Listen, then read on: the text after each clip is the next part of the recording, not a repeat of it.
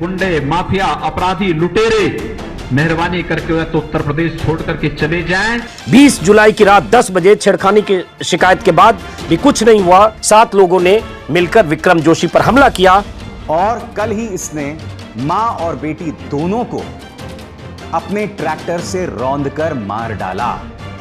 पूरे उत्तर प्रदेश में गुंडा राज का चेहरा बेनकाब कर दिया है। आज राहुल गांधी ने कैलेंडर खोलकर मोदी सरकार पर खुला वार किया। राहुल गांधी ने खुद की लॉन्चिंग के लिए रफाल को क्रैश कराने की कोशिश की, लेकिन ना रफाल क्रैश हुआ, ना राहुल गांधी लॉन्च हो पाए। उत्तर प्रदेश के मुख्यमंत्री योगी आदित्यनाथ ने सत्ता में आते ही यूपी के गुंडा राज खत्म करने की बात कही थी। आगरा में 35 लाख की लूट होती है। लुटेरे राजस्थान की ओर भागने की तैयारी में होते हैं और जैसे ही शासन से फोन जाता है 24 घंटे के अंदर 35 लाख रुपए बरामद होते हैं और चोर जेल के अंदर होते हैं। और हम लोगों ने कह दिया है, सत्ता के संरक्षण में पल रहे गुंडे, माफिया, अपराधी, लुटेरे, ये सब के सब मेहरबानी करके तो उत्तर प्रदेश छोड़ करके चले जाएं।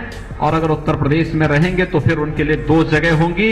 मुझे लगता है उस जगह कोई भी नहीं जाना चाहेगा और उसके बारे में तय कर ले क्या होना है। विकास दुबे का मुद्दा अभी खत्म नहीं हुआ था कि यूपी से गुंडे राज की एक और घटना सामने आ गई। कुछ बदमाशों द्वारा एक पत्रकार को मौत के घाट उतार दिया गया है। राजधानी दिल्ली से सटे गाजियाबाद के विजयनगर इलाके में बदमाशों के हमले में घायल हुए पत्रकार विक्रम जोशी की मंगलवार देर रात इलाज के दौरान मौत हो गई। विक्रम ने बदमाशों के खिलाफ छेड़छाड़ का मुकदमा दर्ज कराया था। इसके बाद बदमाशों ने गोली उनके सिर में मारी थी। विक्रम के साथ उस समय उनकी बेटियां भी मौजूद थीं। इस मामले में पुलिस ने अब तक 9 आरोपियों को अरेस्ट किया है।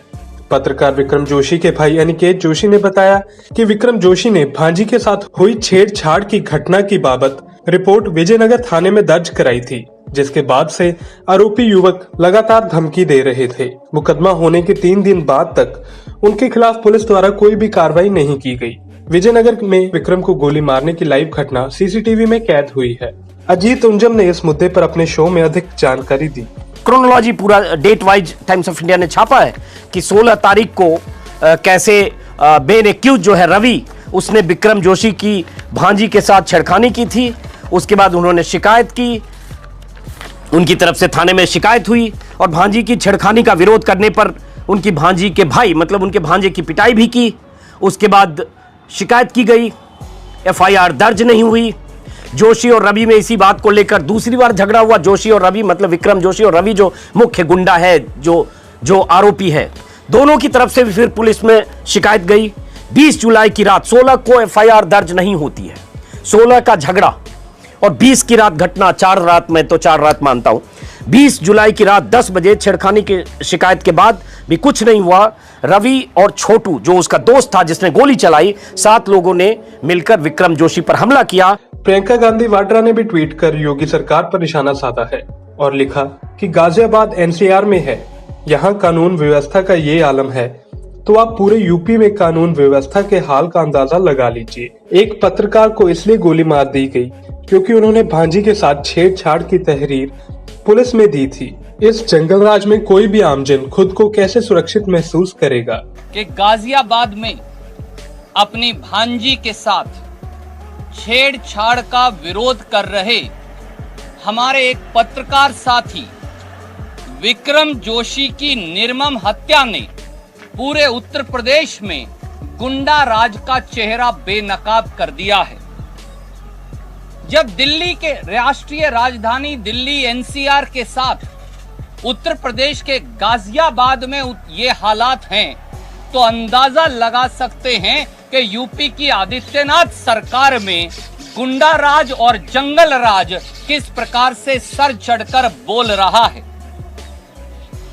दिवंगत पत्रकार हमारे साथी विक्रम जोशी के परिजनों के साथ तो मैं अपनी संवेदनाएं व्यक्त करता हूं, पर क्या यह नहीं दर्शाता कि उत्तर प्रदेश, जहां से प्रधानमंत्री खुद सांसद हैं और जहां राम राज्य की स्थापना करने का वादा कर आदित्यनाथ सत्ता में आए थे, राम राज्य तो दूर, प्रदेश में व्यापक गुंडा राज भाजपाइयों ने पैदा कर दिया है। अभिसार शर्मा ने न्यूज क्लिकिंग पर अपने शो में यूपी में हुई कुछ और घटनाओं का जिक्र किया था। इस तस्वीर में मां और बेटी जो हैं वो जमीन पर पड़ी हुई हैं। जानते हैं इनका दोष क्या था? आज से 3 साल पहले इस बच्ची का, जब वो सिर्फ 14 साल की थी, उसको अगवा किया गया। कथित तौर पर उसका बलात्कार किया एक शख्स ने जिसका नाम यशमीर बताया जाता है, और कल ही इसने मां और बेटी दोनों को अपने ट्रैक्टर से रौंदकर मार डाला। इस पुलिस ने कुछ नहीं किया। आज की तारीख में मां और बेटी दोनों अब जिंदा नहीं है। पिछले ही हफ्ते लखनऊ में एक मां बेटी ने खुद को लोक भवन के सामने आग लगा दी थी। मगर सबसे दुख की बात है कि ये दोनों मां बेटी अमेठी से आई थी। इन्होंने इनके पक्ष में एक बयान आज तक नहीं दिया है। उल्टा इन्होंने कांग्रेस पर हमला बोला है कि किस तरह से कांग्रेस के जो नेता हैं उन्होंने इन दोनों मां बेटी को उकसाया आत्महत्या करने के लिए। और ये किस बात पर आधारित है? उत्तर प्रदेश पुलिस के बयान पर। यूपी की पुलिस पर भी सवाल खड़े हो रहे हैं, क्योंकि विक्रम जोशी मामले में 2 पुलिस वाले सस्पेंड भी कर दिए गए हैं और विकास दुबे मामले में भी यूपी पुलिस पर ही उंगली उठाई जा रही थी। इससे पहले जून 2020 में पत्रकार शुभम मणि त्रिपाठी की हत्या भी कर दी गई थी। आरोप ये है कि पत्रकार की हत्या के पीछे क्षेत्र में सक्रिय रेत माफिया और भू माफिया का हाथ है।